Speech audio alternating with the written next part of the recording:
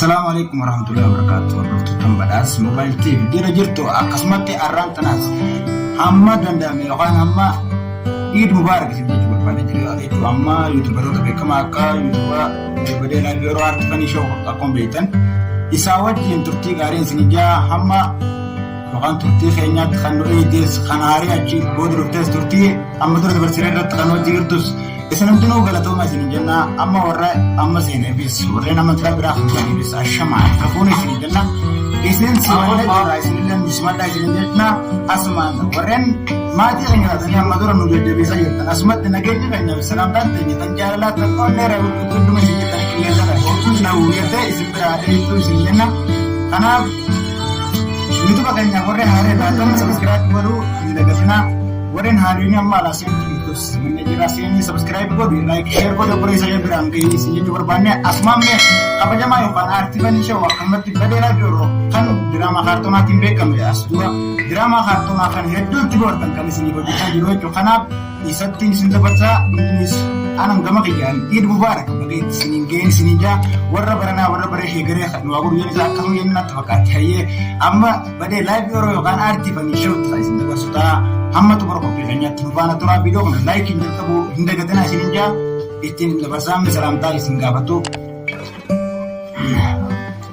Assalamualaikum warahmatullahi wabarakatuh. Warahmatullahi wabarakatuh. Jaalatan tuota badhaas Mobile TV kam jira jirtu egaa akkasumas baga nagaan Android ini sinja akkasumas egalee Eid Mubarak baga ittiin isin geeni sinja nutis gaa akkasumatti nagaa fayyadaanis keenya baga nagaan Android ini sinja akkasumas YouTube kana subscribe like share gochuun hin dagatinaan sinja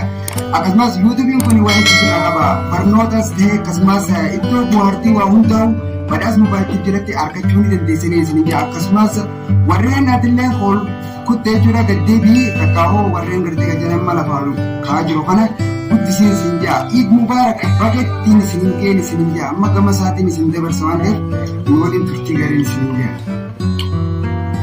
Akkasumatti erga Badee Live yeroo yookaan Badees Entertainment akkasumatti Artifanii Show YouTube keenya kan beektan akkasumatti Artifanii Show jechuun YouTube kun hundi kan keenya jechuun ammas keenya qofa osoo hin kan keessanii isin jechuu barbaade akkasumatti viidiyoo kana erga like akkasuma viidiyoo kanatti wajjin turuu hin dagatinii keessummoota biraa kan Eid Mubarak isin jechuu barbaadan uummata musliimaa kan guutuu addunyaa keessa jirtan yookaan uummanni afaan kiifamta yookaan beektan afaan Oromoo yookaan kan asatti jiru afaan Oromoo waan ta'eef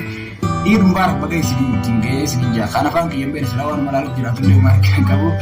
Eid Mubarak immoo afaan mana biyyaatti jecha hayyeemme gama keessummaa keenya isatti dhaanu kan dabaru ta'a dhufaana turaa isin jaa akkasumatti keessummaan keenya hatti aanu jechuun dhufee jira jechuun qophiin keenya akkuma itti fufetti jira isin jechuu barbaade keessummaan keenya itti aanu eenyu jechuun oltanii yeroo namarra maqaan abbummaa yoo ifime tolamee ta'annoo. Assalamualaikum warahmatullahi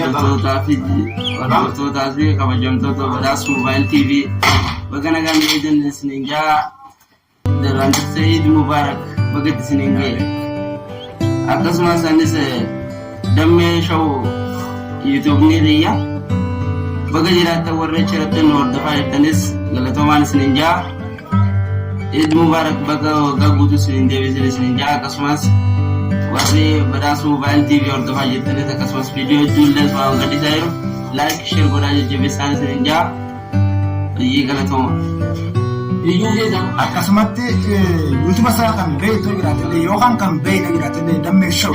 kan diraamaa kaartoonaa diraamaa adda addaa kan qopheessee isin biraan ga'u ta'a yeroo dhiyootti diraamaa adda addaa isin biraan ga'a diraamaa kaartoonaa bifa addaatiin qopheessee kan isin biraan ga'u dammee show jechuudha yeroo dhiyootti kan isin biraan ga'u ammallee akkasumatti Badee Live yeroolee diraamaa adda addaa yeroo dhiyoo keessatti kan isin biraan ga'u kan ta'u viidiyoo isaa subscribe godhaa daawwadhaa share godhaa akka jajjabeessitan asumaan dammee show akka subscribe godhanii isin gaafadhaa jechuudha firmaan YouTube saayii bakii yookaan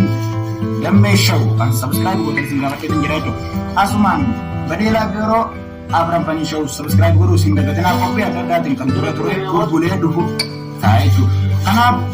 qophiin arra qopheeffanne yookaan Eid Mubarak isin jechuudha waan taateef qophii hamma qophii barnoota mobaayilaa akkasumatti sitingii keessa mobaayilaa akkasumatti application ada application bifa kamera din akkasumatti Facebook immoo akkasumatti waa hunda